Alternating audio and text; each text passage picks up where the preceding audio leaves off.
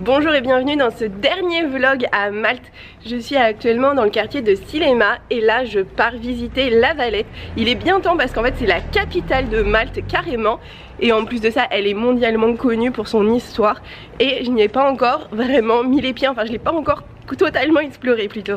De Sillema pour aller à La Valletta vous avez deux options. Vous pouvez prendre le bus qui coûte 2 € et qui dure 30 minutes, ou bien vous pouvez prendre le ferry qui coûte 1,50 € et qui dure 5 minutes. Alors vous avez vite compris que moi je prends le ferry.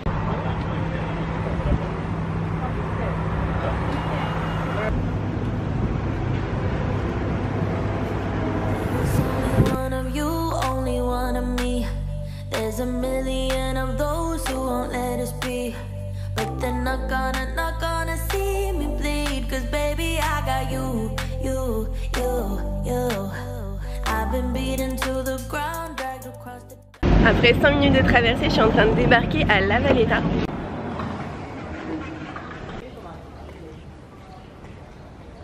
Là dans les petites rues de La Valletta, elles sont trop mignonnes. Partout il y a des grands immeubles hyper hauts en pierre blonde avec les petits balcons aussi qui sont typiques de Malte et qu'il y a vraiment partout à Malte.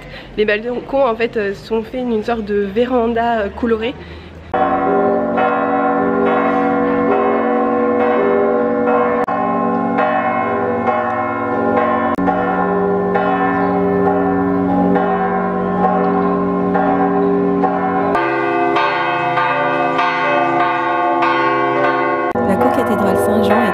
Entre 1573 et 1578. Son sol est recouvert de 374 pierres tombales. Ses murs sont recouverts d'or d'un style baroque lors de la redécoration de cette cathédrale au XVIIe siècle.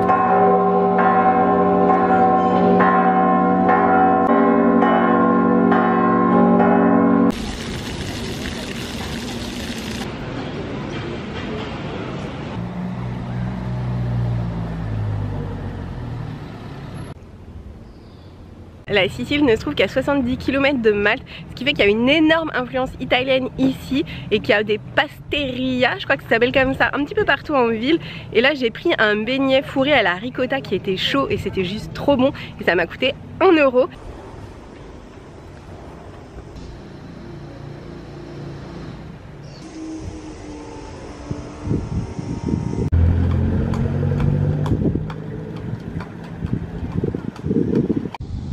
We break up and you slam the door. I messed up on the bedroom floor. What the hell do we do this for? I push you out but you come back. That attraction, we can't fight that. Oh, keep telling myself that I should let go, but I hold on. Initialement, Malte était une colonie britannique, puis c'est devenu un état indépendant au sein du Commonwealth. Et c'est pour ça qu'il reste un petit peu des signaux de ça. Par exemple, il reste les cabines téléphoniques d'époque ainsi que les boîtes postales.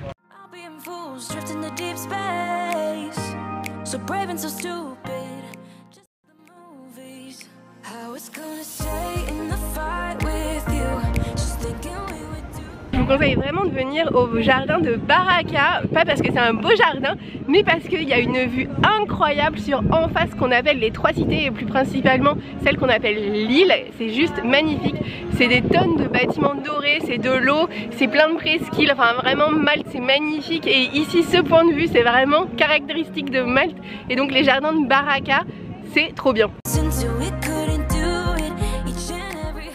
Here just to remind all of you guys that the Lascari swarms are... Si vous êtes en bas au niveau du port et que vous ne voulez pas monter des escaliers, il existe un gigantesque ascenseur qui coûte 1 € l'aller-retour.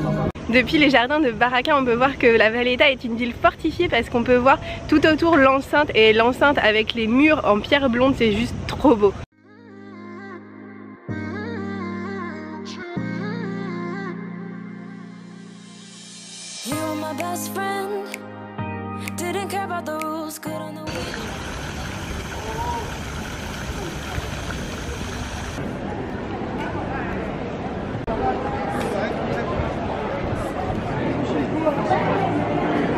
À Malte, il y a des méduses dans la mer et ils en ont fait une décoration. Je suis pas sûre que moi j'en aurais fait une décoration.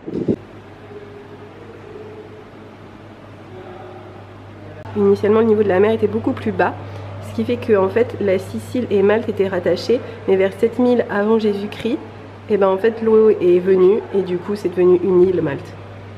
En fait, il y a 7000 ans, les hommes étaient déjà des agriculteurs et ils savaient faire de la poterie, ils faisaient du commerce et ils étaient déjà sédentaires.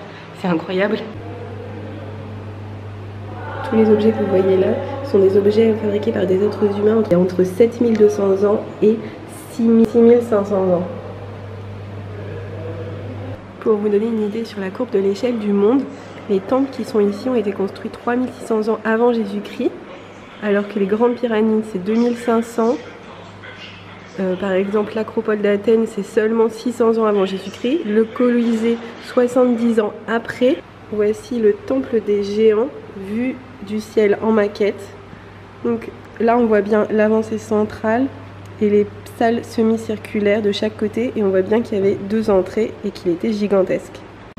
Ils ont retrouvé tout un tas de statues, dont une que vous voyez derrière moi qui fait plus de 3 mètres de haut. Enfin, si elle était entière, elle ferait cette taille. Et en fait, les statues, on pensait qu'au début que c'était des femmes, mais finalement, on s'est rendu compte qu'elles n'avaient aucun signe de féminité et qu'en plus, elles n'avaient pas de tête, mais un socle pour la tête. Donc, ils pensent qu'ils fabriquaient des têtes en bois et qu'ils échangeaient les têtes des personnages en fonction du temps. Et donc, ça pouvait être autant des hommes que des femmes. Voici une statuette qui représente une femme enceinte. Et il y en a plusieurs, donc c'était une habitude en fait. Les hommes préhistoriques avaient très peu d'outils à leur disposition. Ils avaient seulement des os, des coquillages ou quelques pierres qui venaient de l'étranger, c'est-à-dire des silex ou de l'obédium.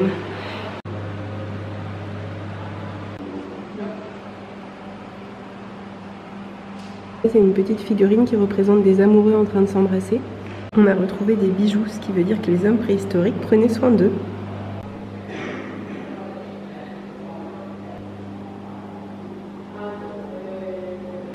Dans les temples, certaines pierres étaient sculptées avec des spirales et en fait ils les ont rassemblées dans cette pièce pour les conserver. Et ici vous avez même un autel qui servait en fait à sacrifier des animaux, mais jamais ils ont prouvé qu'on sacrifiait des humains. Donc sans doute que les hommes préhistoriques ne sacrifiaient que des animaux.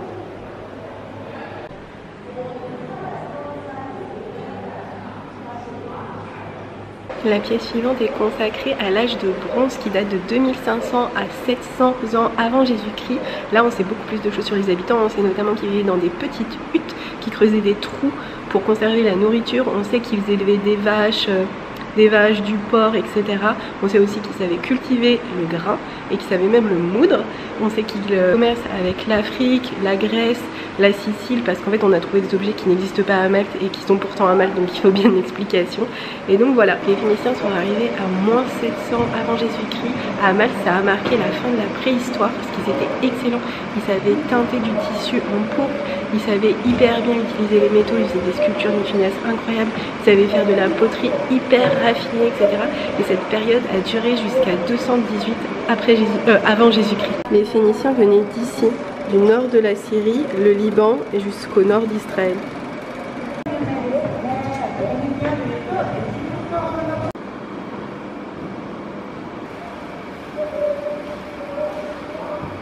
Voici des urnes funéraires. On a aussi retrouvé cet incroyable cercueil qui fait beaucoup penser à l'Égypte ancienne, mais c'est pas improbable parce que les Phéniciens avaient beaucoup de contacts avec les Égyptiens.